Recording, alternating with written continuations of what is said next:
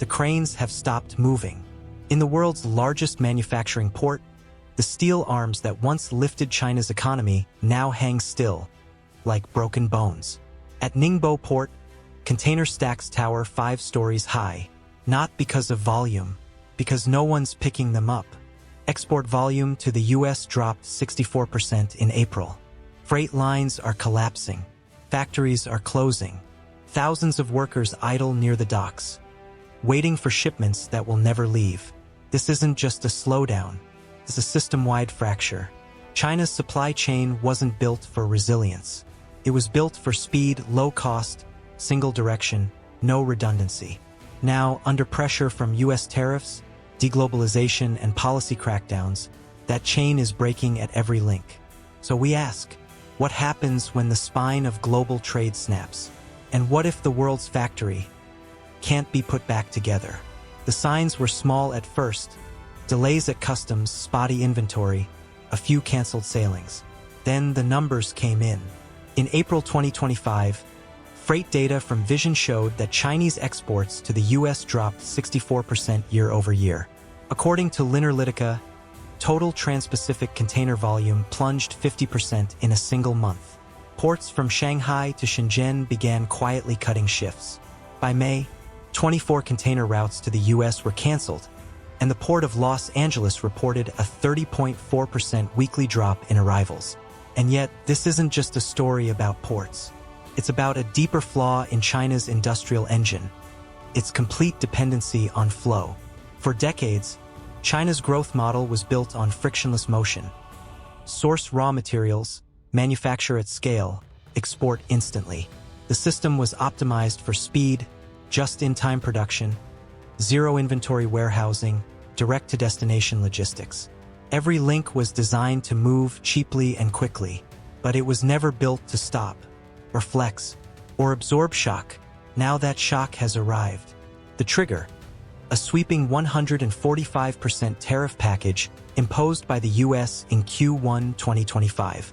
Combined with the end of the de minimis loophole, which had allowed millions of under-$800 packages to enter duty-free, the cost of shipping Chinese goods into the US has more than doubled in many categories. Chinese exporters tried to adapt. Some rerouted goods through Vietnam or Mexico, hoping to exploit third-country origin certificates. Others attempted to shift into bonded warehouses or assemble partial components offshore. But the cracks showed quickly. US Customs increased enforcement of origin verification. Round-tripping through Southeast Asia triggered retaliatory tariffs, up to 3,521% in some cases. Supply chains became fragmented, unpredictable, expensive. One Shanghai-based logistics manager put it plainly: "We used to have one lane, one destination. Now we have 3 lanes, 5 risks, and no margin."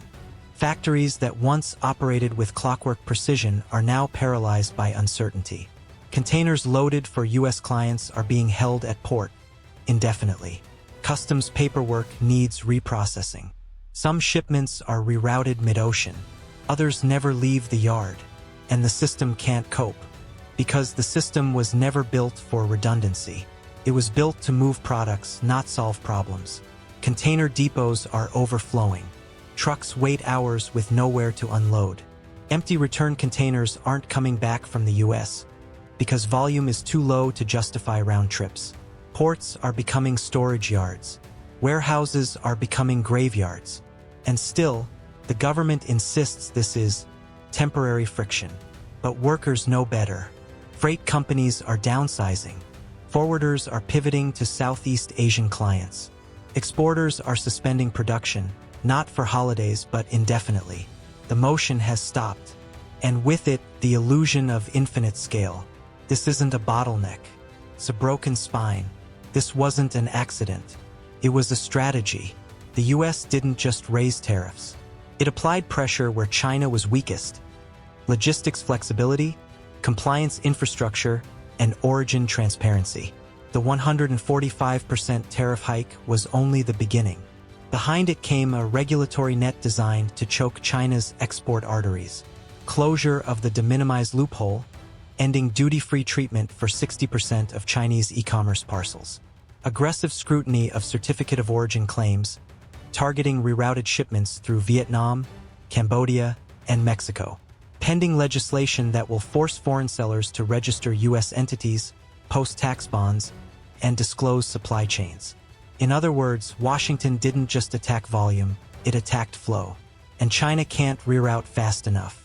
Companies rush to send goods through friendly third countries, but U.S. Customs caught up fast. Cambodian factories suspected of round-tripping goods faced record-breaking penalties. One operation linked to Chinese solar panels was slapped with a 3,521% punitive tariff. It was a warning, and it worked. Other exporters, fearful of investigations or retroactive fines, began canceling transshipment plans altogether. Vietnam's ports are overwhelmed. Mexico lacks enough bonded capacity. India's customs system isn't built for surgical routing. There's no scalable plan B. Temu and Shein tried warehousing in the US, but as detailed earlier, that move only covered 10% of inventory. And costs exploded. Warehousing adds 8 to 12% per unit. US last-mile delivery adds another 5 to 8%. Combined with new tariffs, profit margins evaporate. It's not just the platforms that suffer. It's everyone upstream. Plastic mold factories in Foshan, LED assembly lines in Zhongshan, textile cutters in Wenzhou, all tuned to the US market. Their equipment, packaging specs, safety certifications, all aligned to American standards. But now, those standards come at a price. And that price is no longer sustainable. One Guangdong-based exporter described it this way: "We spent 15 years optimizing for the US buyer. One policy reset and we're obsolete." The numbers back him up. In April 2025, China's manufacturing PMI hit 49.0, its lowest in 16 months. Export orders fell across every sector: electronics, apparel, consumer goods. Logistics companies reported 40 to 60% declines in US-bound shipment volume. Container leasing firms are offloading surplus units at a loss. Ports like Ningbo and Yantian are operating well below capacity. The worst part? There's no sign of a rebound. Because this isn't just a market downturn, it's a controlled decoupling. The US is building alternative supply routes. India and Mexico are gaining share. The CHIPS Act, IRA subsidies, and nearshoring incentives are anchoring manufacturing closer to home. And China? Stuck in the past. An industrial machine engineered for speed and repetition has collided with a geopolitical firewall. And every workaround it tries, third country shipping, bonded warehousing, pricing flexibility, is being quietly sealed shut. The chain is snapping, one link at a time. It started at the ports. In early 2025, China's two largest shipping hubs, Shanghai and Ningbo, reduced container throughput forecasts by over 30%. Terminal operators quietly furloughed staff. Trucking companies canceled long-term hauling contracts. Third-party logistics firms slashed rates, not out of competition, but desperation. Containers were still coming in. They just weren't going out. One executive at a Shenzhen-based shipping integrator described the scene bluntly: "We've become a warehouse, not a port. Containers arrive, and no one picks them up." The numbers tell the story. According to Linerlytica, the average container dwell time at major Chinese export ports has increased by 80% since January. That means freight sits, unmoved, unpaid for, and ultimately unprofitable. But the deeper pain began inland. Export manufacturers, once flush with US orders, are now operating in a vacuum. In Dongguan, an appliance parts supplier who once sold 85% of output to American OEMs, is now running 2 shifts a week. In Yiwu, home to the world's largest small commodities wholesale market, vendor traffic dropped 40% year-over-year during the spring quarter.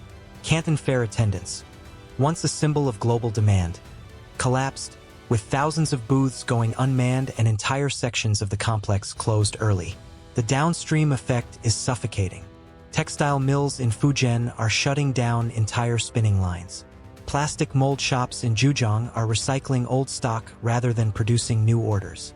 Packaging firms, Those that specialized in US-compliant barcodes and material standards are sitting on warehouses full of unsellable inventory. Factories built for high-speed export can't pivot quickly. Their machinery, workforce, and even product design are optimized for foreign standards. Retooling isn't a switch, it's a reinvestment many cannot afford. Worse, many of these companies took out loans in 2023 and 2024, betting on continued export growth. That bet has turned toxic. According to the Industrial and Commercial Bank of China, non-performing loan rates among SME exporters have risen 31% since January, especially in coastal provinces. Credit lines are being frozen. Suppliers aren't being paid.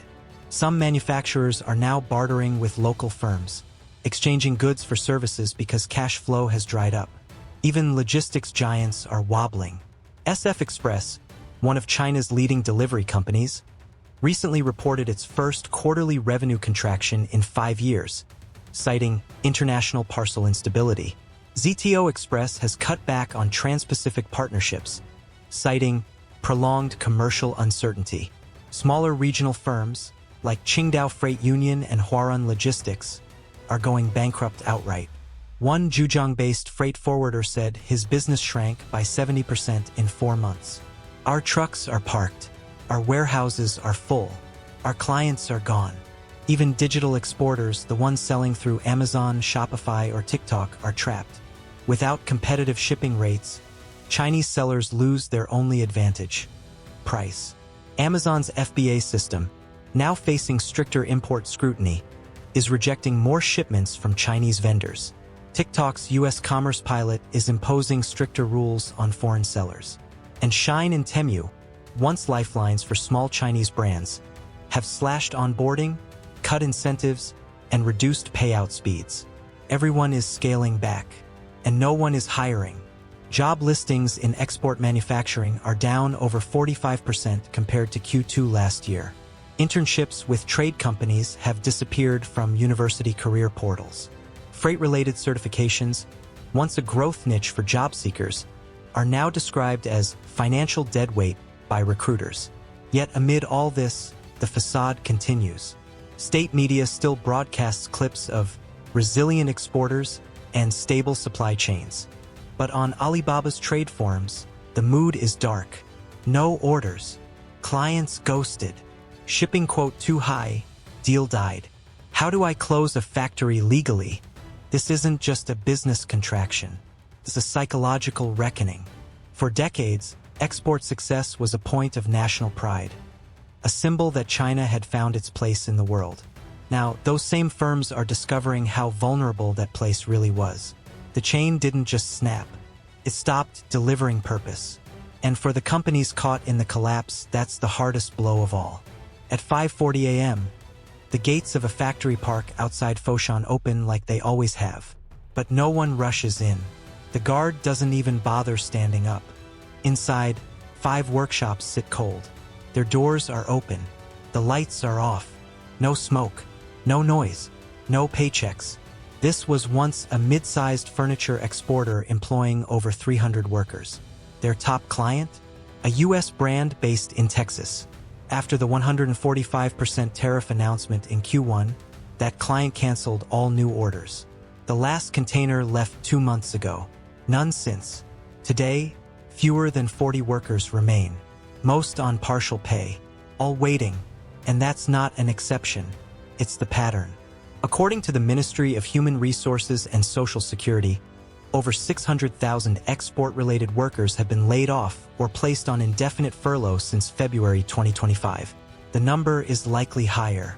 Many are informal, migrant, or contracted through third parties that no longer answer the phone. In Zhejiang, once the epicenter of small-scale export brilliance, hiring platforms are nearly silent. Dozens of factories have removed job listings, suspended bonuses, or delayed wage payouts. In Yiwu, dormitories built to house seasonal workers are half empty. Owners offer discounts. Some let people stay rent-free because collecting nothing is better than collecting riots. In Guangzhou, a laid-off textile cutter named Lu Jin hasn't had work in 47 days. We used to cut 1,000 shirts a day, he says. Now I sell umbrellas on the street. It pays less than a tenth of what I earned. He's 38, too old for retraining, too young to retire. His wife still works part-time at a dyeing handbag factory. Their son starts school next month. I don't know if we'll still be here, he says. For migrant workers, the backbone of China's export miracle, the collapse is especially brutal. Many moved hundreds of miles, leaving behind land and family, chasing a better life in the cities. Now they're being pushed back. In Chongqing, bus stations are reporting an uptick in one-way return tickets to rural provinces. In Jiangxi, small towns are seeing a wave of reverse migration. Laid-off workers returning home with less money, less hope, and no backup plan. The government response? Mostly silence. Official reports cite temporary volatility, transition to domestic demand, and digital upgrading. But none of those slogans pay the bills.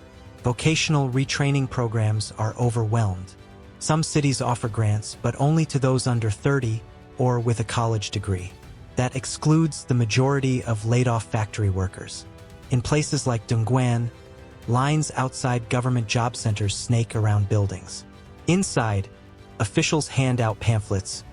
Reinvent yourself in the new economy. But reinvention doesn't happen overnight, especially when the new economy isn't hiring either. E-commerce sellers are shutting down. Logistics hubs are shrinking. TikTok campaign managers and Shopify builders, many of whom offered new job pathways, are themselves unemployed. There is no new ladder, only the sound of the old one collapsing. Psychologically, the toll is mounting. A 2025 mental health survey conducted by Tsinghua University found that rates of depression among unemployed industrial workers have doubled since Q4 2024. Common symptoms include insomnia, financial panic, and loss of identity. One 27-year-old factory supervisor wrote anonymously on Baidu Tieba, "I spent 9 years in this job. I thought I'd become a manager. Now I sit in my room all day, refreshing job sites. There are no openings. There is no future." Social media tells a similar story, though most of it is quietly censored. Hashtags like hashtag no orders again, hashtag waiting at the gate, and hashtag empty dorms trend briefly before disappearing. But not before millions see them. And behind each one, a photo of workers playing cards near empty trucks, a dorm room half-packed, a handwritten sign taped to a workshop door, paused due to external trade disruption. The trade is gone. The disruption is here. And the people, they're still waiting, not protesting, not rioting, just waiting. Waiting for calls that never come, orders that don't arrive, paychecks that stopped without explanation. It's quiet, painfully quiet, because when the supply chain breaks, it doesn't explode. It withholds, it abandons, it erases, and the ones who feel it first are always the ones with the least to fall back on. For decades, the global economy relied on a simple assumption. If you want it made fast and cheap, you go to China. But in 2025, that assumption is breaking down. With container flows collapsing, freight delays surging, and tariffs severing long-standing trade lanes, businesses from Bangladesh to Berlin are scrambling to fill the gap. According to the World Trade Organization, global container volume shrank 1% in Q2 2025, marking the third decline in 20 years. The driver? China's outbound freight collapse. In Vietnam, textile firms report inventory gluts. Many of their raw materials, spun polyester, dyes, machine parts, originated from Chinese factories now closed or backlogged. In Mexico, auto part assemblers are missing deliveries from Chongqing suppliers. In the Netherlands, Port of Rotterdam data shows a 12% decline in inbound containers from China, with knock-on effects in consumer electronics and industrial goods. This isn't a blip. It's a realignment. Logistics networks are being redrawn. Freight insurers are raising rates for China-linked routes. Warehousing firms in the U.S. are pivoting to China-free contracts, actively seeking suppliers in India, Turkey, or Latin America to avoid exposure. Even Amazon is quietly pressuring third-party sellers to diversify sourcing away from China. In a leaked vendor memo reviewed by Reuters, the company cited geopolitical risk concentration, as a top concern for 2025 to 2026. And the shock is rippling further. Commodity markets are reacting. Copper futures dipped 7% in April amid lower Chinese manufacturing output. Crude oil prices softened as freight fuel demand fell. Steel contracts out of Tangshan were canceled due to stalled production. Financial institutions are also responding. HSBC, Citi, and UBS have all revised China's 2025 GDP growth forecasts down to 3.5% or below, citing sustained weakness in exports and domestic consumption. The IMF warns that China's slowdown will likely drag down regional growth across ASEAN, Africa, and Eastern Europe, regions that depend on Chinese investment in goods. Even sovereign debt markets are watching closely. Countries with high exposure to Chinese construction projects, like Kenya, Laos, and Sri Lanka, are facing uncertainty as promised materials are delayed, and Chinese state-owned contractors scale back. It's not just supply chain, it's statecraft. Governments are rewriting their strategies. The United States has accelerated its friendshoring initiative, prioritizing production in allied nations. India's China Plus One strategy is gaining traction, with new industrial zones breaking ground in Tamil Nadu and Gujarat. Japan is subsidizing domestic semiconductor firms to reduce dependency. The European Union is pursuing strategic autonomy, with new rules on foreign procurement, digital sovereignty, and energy infrastructure. And at the core of it all, the vacuum left by China. Temu and Shein aren't shipping. Alibaba's global export marketplace has stalled. Even corporate giants like Lenovo and Haier are facing increased scrutiny over parts sourcing and cybersecurity. The message is clear. China is no longer seen as stable. It's fast, it's large, but it's no longer trusted to be uninterrupted. And that shift is now embedded in policy. The U.S. CHIPS Act and Inflation Reduction Act weren't just about domestic jobs. They were about de-risking. The supply chain NATO concept floated by Western policy circles, coordinated production and sourcing within an alliance of trusted states, is no longer theory. It's becoming doctrine. But the transition won't be painless. India lacks deep port infrastructure. Southeast Asia struggles with energy and logistics constraints. Latin America is still integrating digital and manufacturing standards.